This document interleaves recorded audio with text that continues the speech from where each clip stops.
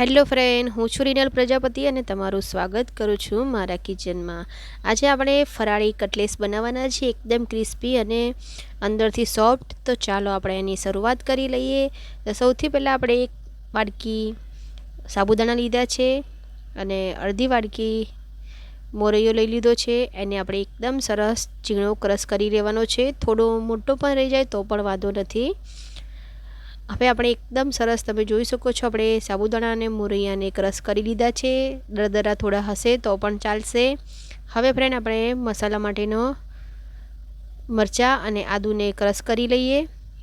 અને હવે ફ્રેન્ડ આપણે આની અંદર શેકેલા સિંગદાણાના ફોતરા મેં કાઢીને લઈ લીધા છે અને આપણે 1 ચમચી જેટલું ખાંડ એડ કરી દીધી છે।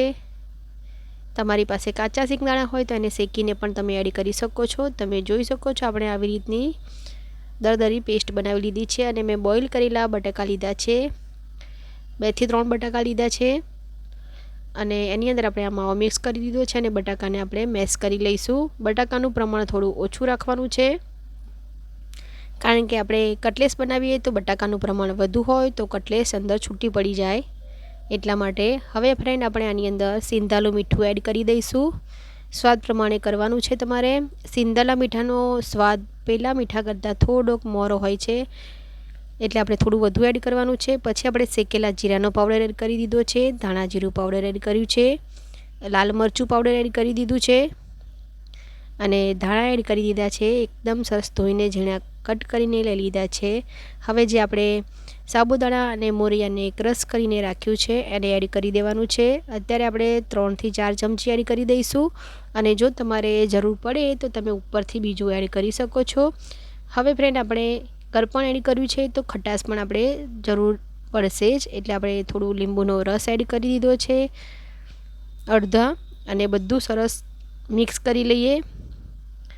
અને મિક્સ કર્યા પછી જો તમને એવું લાગે કે મારે હજુ બાઇન્ડિંગ માટે લોટની જરૂર છે તો તમે ઉપરથી એડ કરી શકો છો 2 ચમચી જેટલો, અને એકદમ સરસ આપણે લોટ બનાવીને રેડી કરી દેવાનો છે।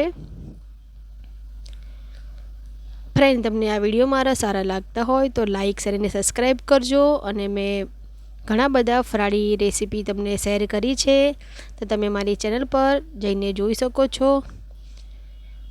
અને શ્રાવણ મહિનો પવિત્ર મહિનામાં આપણે આ ફરાળી રેસીપીઓ બનાવીએ છીએ, તો કમેન્ટમાં હર હર મહાદેવ લખવાનું ભૂલતા નહીં ફ્રેન્ડ। તો તમે જોઈ શકો છો આપણે આવી રીતનું હાર્ડ શેપનું કટલેસનું જે બીબું આવે છે એને તેલ લગાવીને આપણે આવી રીતે કટલેસ બધી જ બનાવીને રેડી કરી દેવાની છે।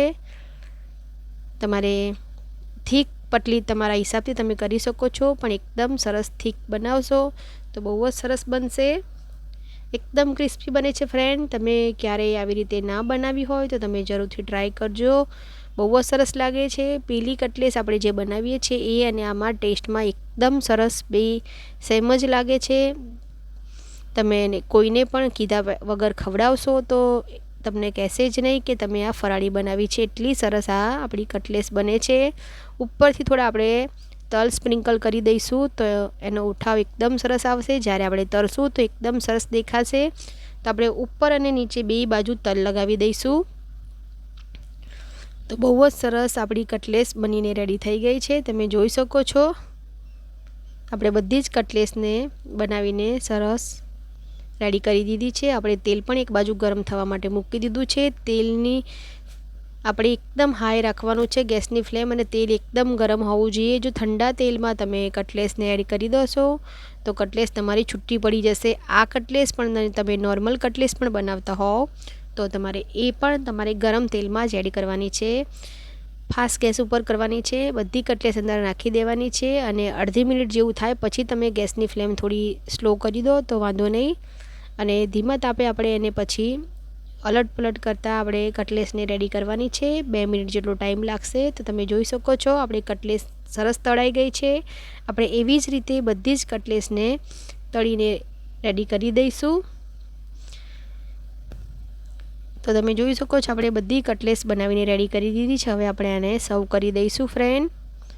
તો બહુ જ સરસ અને ટેસ્ટી આપણી ચટપટી કટલેસ બનીને રેડી છે। જો તમે એકને એક ફરાળી રેસીપી ખાઈને કંટાળ્યા હોય તો તમને મેં નવી અલગ અલગ રેસીપી શેર કરી છે, તમે એને બનાવીને ટ્રાય કરી શકો છો. તો આપણે એને ગરી ચટણી સાથે સર્વ કરી છે.